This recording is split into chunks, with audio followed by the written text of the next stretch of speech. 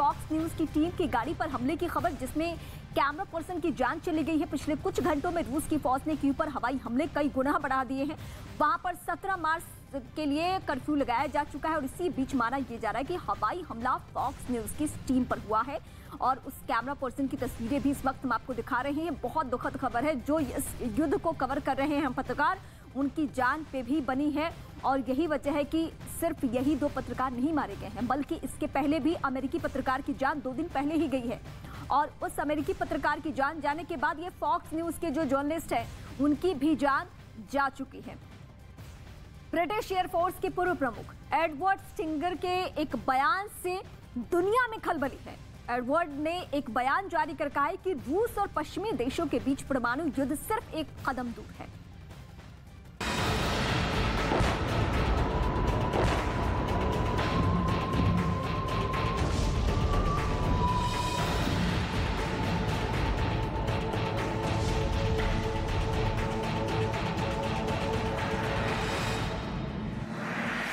पूरी दुनिया में टेंशन।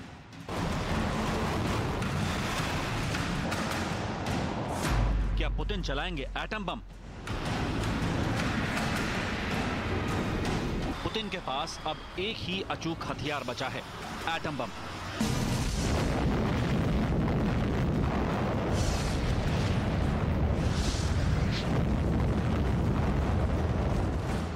लड़ाकू विमानों से लेकर बम वर्षक तक और रॉकेट से लेकर मिसाइल तक पुतिन सब कुछ इस्तेमाल कर चुके हैं।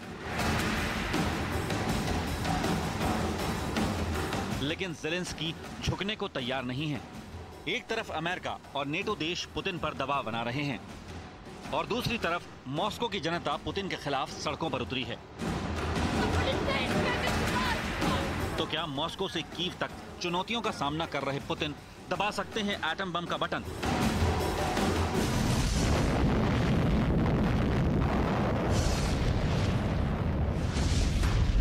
दुनिया की सबसे बड़ी खबर इस वक्त यही है। दुनिया के बड़े बड़े अखबारों में लेख लिखे जा रहे हैं। क्या पुतिन एटम बम का इस्तेमाल कर सकते हैं? अगर परमाणु युद्ध हो गया तो क्या होगा?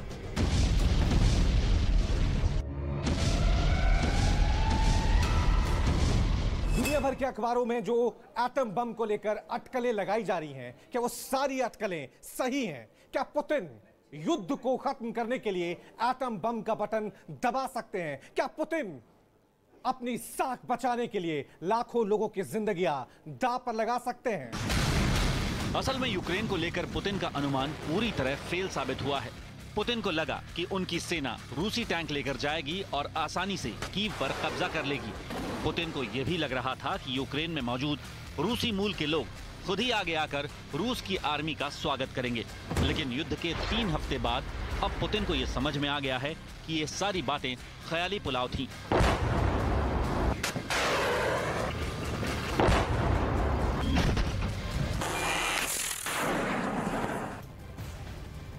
और महायुद्ध की हर तस्वीर हम आपको दिखाने की कोशिश कर रहे हैं, लेकिन ऐसे में जो आम नागरिक है सबसे ज्यादा वो परेशान है, क्योंकि ऐसे कई इलाके हैं जहां पर रूसी सैनिक आम नागरिकों पर हथियार से वार लगातार कर रहे हैं। और इस वक्त की जो बड़ी खबर है, मारिउपोल से डराने वाली कुछ तस्वीरें सामने आई हैं, वो भी हम आपको दिखाएंगे, जहां पर निहत्तों पर रूस बम बरसा रहा है। और यूक्रेन का भी कुछ ऐसा ही दावा है कि लगातार निहत्थे नागरिकों पर उसकी ओर से बम बरसाए जा रहे हैं। और ये वीडियो आप देखिए, यहाँ पर एक रूसी टैंक यहाँ पर खड़ा है, जिसके जो सीधे सीधे बम बरसा रहा है। जो निहत्थे नागरिक वहां पर खड़े हैं उनकी और उसकी ओर से बम बरसाए जा रहे हैं। यानी कि ऐसे लोगों के भीतर खौफ और डर पैदा करने की कोशिश रूस की ओर से लगातार की जा रही है, क्योंकि रूस आव देख रहा है ना ताव, उसको कुछ नहीं पता। लेकिन उसके बाद भी लगातार उसकी ओर से जो नागरिक वहां पर मौजूद है, जो निहत्थे हैं, जो सैनिक भी नहीं है, उनको लगातार टारगेट किया जा रहा है, ताकि उनके भीतर भी डर का माहौल बने, वो खौफ में रहे। और तस्वीर भी लगातार हम आपको दिखा रहे हैं। यहाँ पर एक रूसी टैंक भी आप सामने देख सकते होंगे, जिसका तोप का निशाना सीधे सीधे एक नागरिक पर है।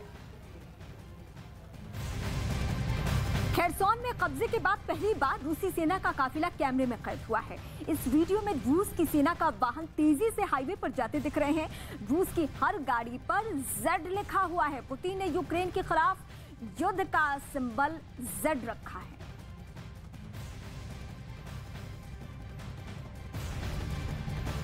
और ये तस्वीरें हम आपको दिखा रहे हैं। इस तमाम गाड़ियों पर जेड लिखा हुआ है, लेकिन ये स्ट्रैटेजी है क्योंकि यूक्रेन को लेकर ये कहा जाता है कि यूक्रेन में जो ज़ेलेंस्की समर्थक हैं वो जेड सिंबल का इस्तेमाल करते हैं, लेकिन यहाँ पे एक स्ट्रैटेजी के तहत ताकि जो यूक्रेनी सेना है उसको रूसी सेना गुमराह कर सके, इसलिए इस जेड सिंबल का इस्तेमाल किया जा रहा है ताकि उन्हें लगे कि इसमें कोई यूक्रेनी समर्थक तो नहीं है। यूक्रेन रूस के बीच पिछले 21 दिनों से जंग छिड़ी है। रूसी सेना के मिसाइलों ने कीव पर भीषण तबाही मचाई हुई है। यूक्रेन ने दावा किया है कि 21 दिनों से कीव पर कब्जे की कोशिश में जुटे रूस ने अब उसके रिहायशी इलाकों पर भारी बमबारी शुरू कर दी है।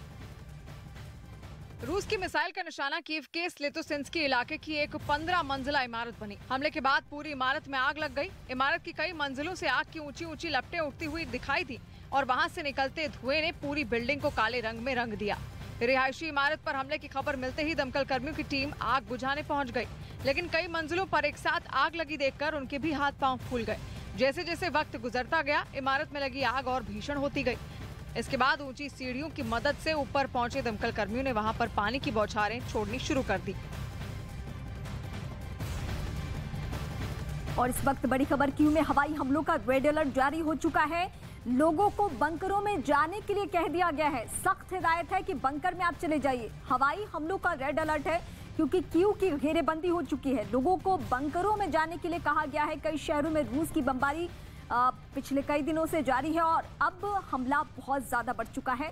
हवाई हमला किया जा सकता है। कल जिस तरीके से एक इमारत को टारगेट किया गया और कुछ देर तक धू धू कर जलती हुई इस इमारत की तस्वीर के बाद लोगों को बचाने की चुनौती सबसे बड़ी हो गई थी और कुछ लोगों को रेस्क्यू किया गया था। कुछ लोग उसमें फंस भी गए थे और इसी तरीके से आज भी कदम उठाने की आशंका है कि रूसी सेना आज भी किसी न किसी इमारत को टारगेट करेगी क्योंकि चारों तरफ से घेरेबंदी हो चुकी है। रूस की प्लानिंग पहले दिन से लेकर 21वें दिन तक क्लियर है कि कीव में तख्ता पलट हो।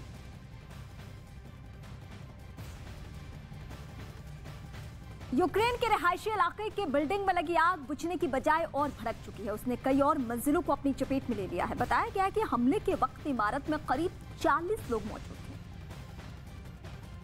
रेस्क्यू टीम के लिए उनको जिंदा बाहर निकाल कर लाना किसी चुनौती से कम नहीं रहा। एक तरफ इमारत में लगी आग को बुझाने के लिए पानी की बौछारें छोड़ी जा रही थी, तो दूसरी तरफ वहां फंसे लोगों को निकालने का काम भी जारी था।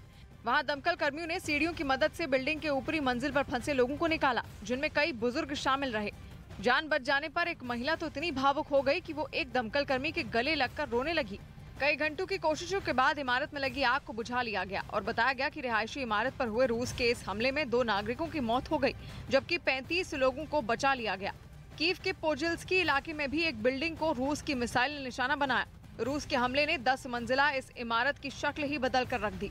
बिल्डिंग का एक एक हिस्सा बुरी तरह से टूटा हुआ दिखाई दिया और बम के हमले से वहां भी इमारत के बड़े हिस्से में आग लग गई।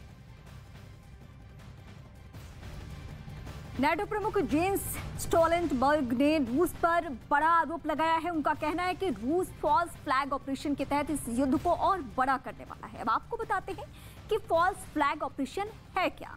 फॉल्स फ्लैग ऑपरेशन एक ऐसी सैन्य कार्रवाई होती है जहां पर एक देश छिपकर जानबूझकर स्वयं की संपत्ति, इंसानी जान को नुकसान पहुंचाता है, जबकि दुनिया के सामने वो ये बताता है कि उसके दुश्मन देश ने ऐसा किया है। इसकी आड़ में ऐसा करने वाला देश अपने शत्रु देश पर हमला कर देता है।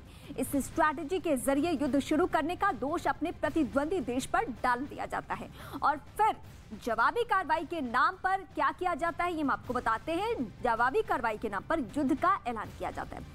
फॉल्स फ्लैग रणनीति का इस्तेमाल कई युद्धों में किया जा चुका है। इतिहास पर नजर डालेंगे तो कई ऐसे मौके आए हैं जहां पर फॉल्स फ्लैग रणनीति के जरिए किसी दूसरे देश पर हमला किया गया है।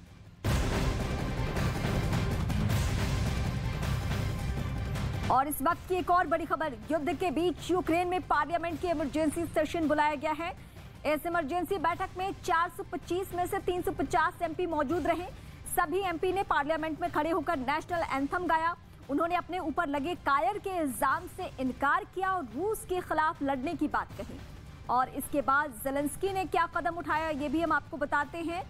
सेशन के बाद ज़ेलेंस्की यूक्रेन में और ताकतवर हो चुके हैं क्योंकि अब फैसले को पीछे पार्लियामेंट खड़ा है। मतलब जो ज़ेलेंस्की की युद्ध लड़ने की स्ट्रैटेजी है कि चाहे युद्ध जितना लंबा खींचे हम लड़ेंगे, हम भागेंगे नहीं।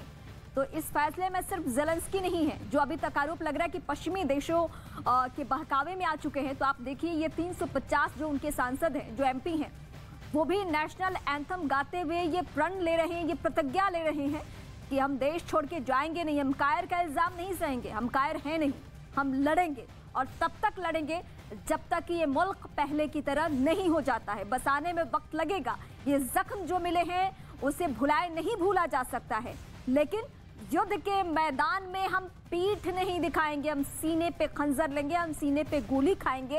ये प्रण, ये प्रतिज्ञा फिलहाल, और बाकायदा ये वीडियो भी साझा किया जा रहा है। दिलेरी इस बात की है कि ज़ेलेंस्की के ऊपर जितने भी आरोप लगते हैं कि वो देश छोड़ के जा चुके हैं, वो भाग चुके हैं, वो छिप चुके हैं, वो क्या करते हैं, वो आते हैं और अपना एक सेल्फी वीडियो बनाते हैं, लोकेशन भी डिस्क्लोज करते हैं कि वो कहाँ पे हैं, और उसके बाद रूस की आंखों में आंख मिलाकर आंख डालते हैं।